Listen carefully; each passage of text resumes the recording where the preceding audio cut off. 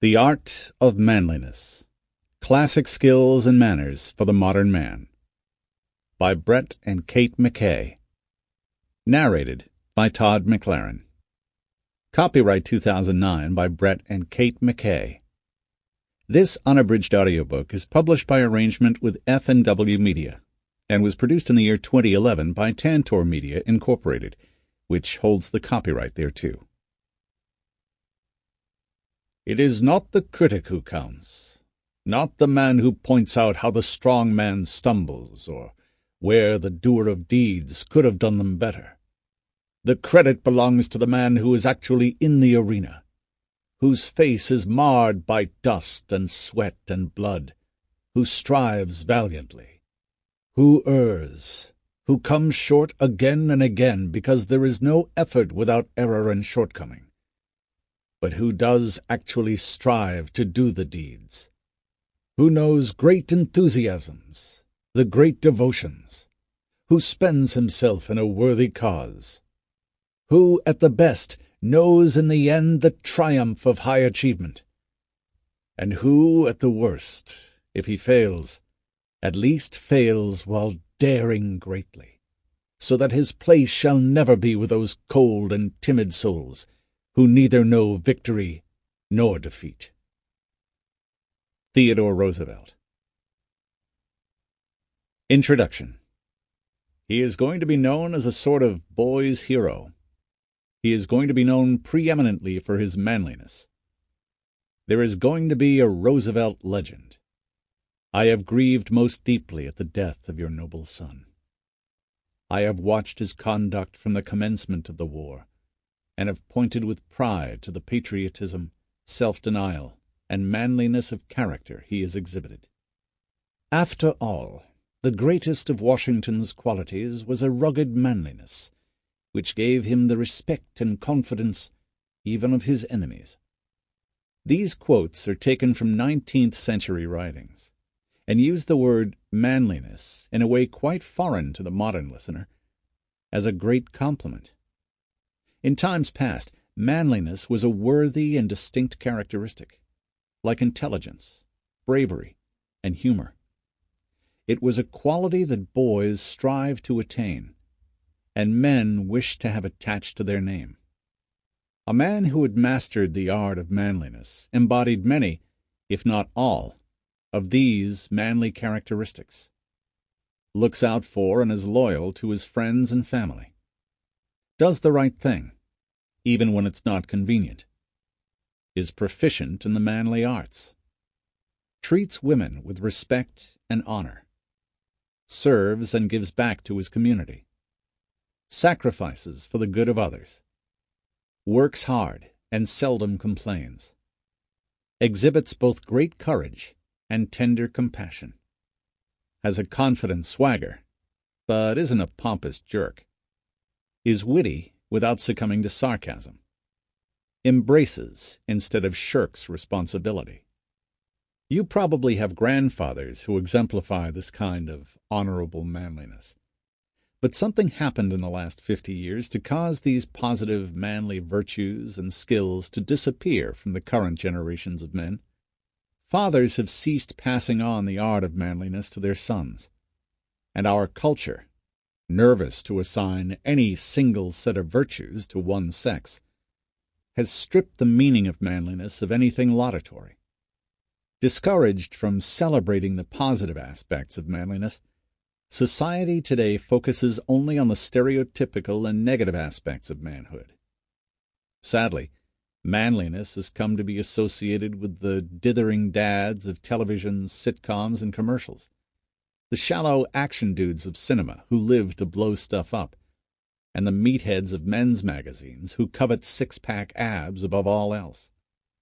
Our goal with this book is to hopefully encourage a new generation of men to pick up where their grandfathers left off in the history and legacy of manliness.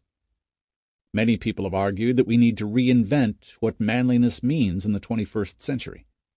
Usually this means stripping manliness of its masculinity and replacing it with more sensitive feminine qualities. We argue that manliness doesn't need to be reinvented. The art of manliness just needs to be rediscovered. While no book could ever fully cover all the positive qualities and essential skills every man should possess, we hope this book can at least get men started down the path of rediscovering the lost art of manliness. We've divided the book into several sections, reflecting the different roles a man assumes throughout his life.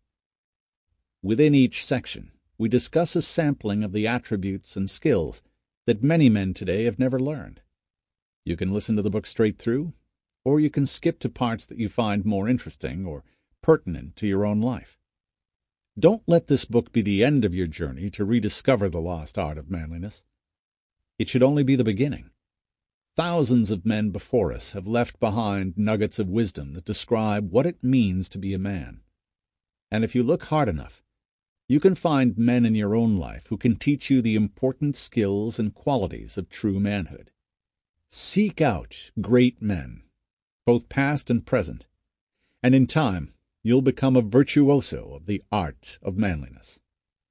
Note to listeners, not only have many of the skills of the men of yesteryear been lost over time, so is a great deal of the colorful language that was once spoken in the streets and saloons of 19th century cities. We've given this book a smart sprinkle, a good deal, of these old-time phrases and expressions. So, if you come across a word that sounds like something your great-great-great-grandpa might have said, it probably is. Also, because the oft-used douchebag is getting as old as bling-bling, we've peppered this book with unique insults from our manliest president, Theodore Roosevelt. TR was master of the creative, yet cutting, put-down.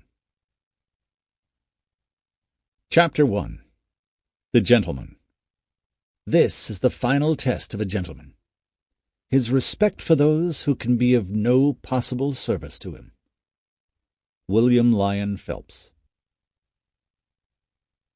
For centuries, well-bred men were trained in all the manly arts, from the skills needed to be a soldier to the proper etiquette for dinner parties. They were quintessential gentlemen, dapper in dress, polite in conduct, yet every bit a true man. Unfortunately, many modern men place the gentleman on the sissy end of the manliness spectrum, opposite that of the burping, unshaven, uncouth man's man.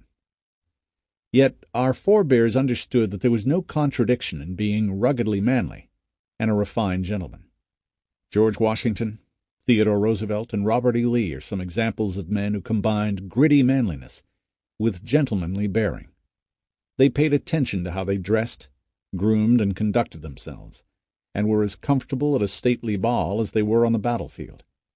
And the desire to be a gentleman was not restricted to the rich or powerful either. Emily Post's Etiquette was the most requested book by GIs during World War II. Unfortunately, not enough men today have taken the time to cultivate both the hearty and the refined sides of their manly character. It sometimes seems the gentleman is a dying breed. Common decency and respectful etiquette have been replaced with unrepentant rudeness. Today's men walk around ungroomed and wrinkled and ill-fitted clothing, and often have little regard for how their behavior affects others. But it doesn't have to be this way.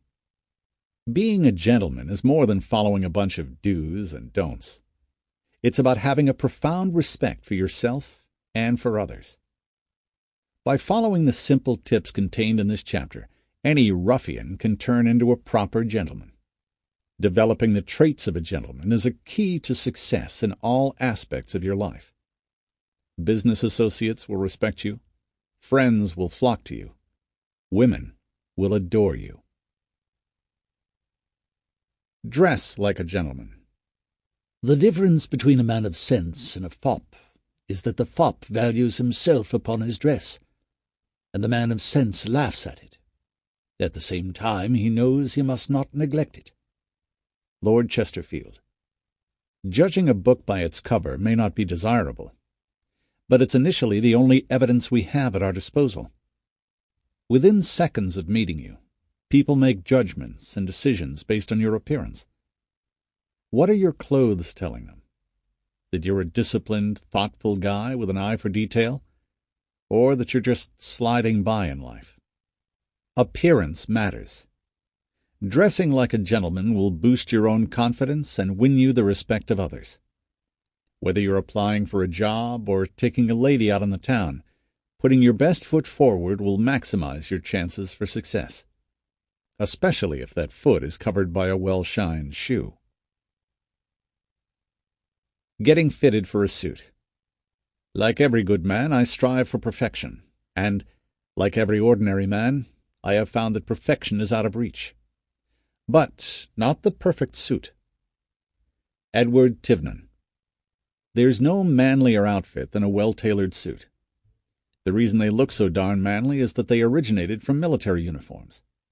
Every man should have at least one good suit that he can wear to job interviews, weddings, and a special night on the town. But picking out a suit is not like picking out a T-shirt and a pair of jeans. If you want to look and feel good in your suit, you need to take into account several factors. In a moment, we'll provide some things to keep in mind when you walk into a haberdashery to get fitted for a new suit. Follow them, and you'll leave the store with a long-lasting and dashingly handsome suit. The jacket. Getting the perfect fit. Fit the shoulder. The most important area you want to check for fit is in the shoulder or yoke area of the jacket. While you can alter a suit that doesn't fit in the shoulder, it's much more difficult than other areas of the jacket, and will thus cost more. You don't want the fabric in the shoulder to be so tight that it starts to bunch up. The shoulder and upper back area should lie flat along your body. Make sure the armholes are comfortable. When you lay your arms down at your side, it shouldn't feel like the armholes are digging their way into your armpits. If you can't put your arms down, you definitely have a problem. You don't want to be Randy in A Christmas Story, looking like a tick ready to pop. Again, while armholes can be altered, it's much more difficult and will cost you a lot of money. Check how the jacket drapes on your body. The suit should drape comfortably and freely on the front of your body. It shouldn't drape so much that you look like a 12-year-old borrowing your dad's suit. The lapels should lay flat on your chest. If they're not, it's too small. Finally, check the back. If the jacket has vents, then the vents should lay flat on your butt, i.e., your butt shouldn't be sticking out. If it is, you need to have the jacket altered so it fits larger around your front. Check the length of the jacket.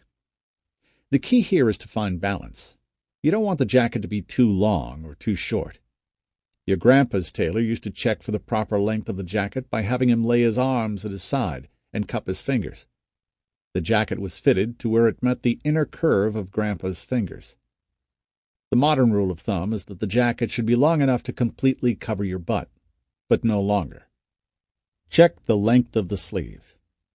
Sleeves should generally be long enough to show just a quarter length of shirt sleeve when you lay your arms flat at your side. You don't want the sleeve to break past your wrist. That's nerdy. Pants. Where should the trouser break? Wear your pants on your waist, not your hips. We're talking about your real waist here. For the past 20 years, men have been wearing their pants lower and lower around their hips.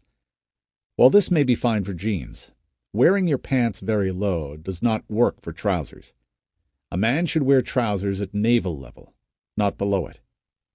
When your tailor is talking about the break in your trouser, he's talking about the point where your pants hem falls on your shoes. If your break is too high, you'll look like Steve Urkel. If it's too low, your pants will swallow your dew-beaters. You have 3 options for where the break is on your pant: the full break, the medium break, and the no break. The full break. The bottom of the hem covers the heel of the shoe. This option provides a much longer covering, keeping the pants from exposing one's socks when walking. The medium break. The bottom of the hem falls in the middle of the heel of the shoe. It provides less covering for the sock when walking, but keeps the fabric further away from the floor and reduces the chance of tripping. The no break. The bottom of the hem falls almost at the top of the heel of the shoe. When being measured for a no break hem, make sure the tailor doesn't go too high, or you'll show too much sock. Sample complete. Ready to continue?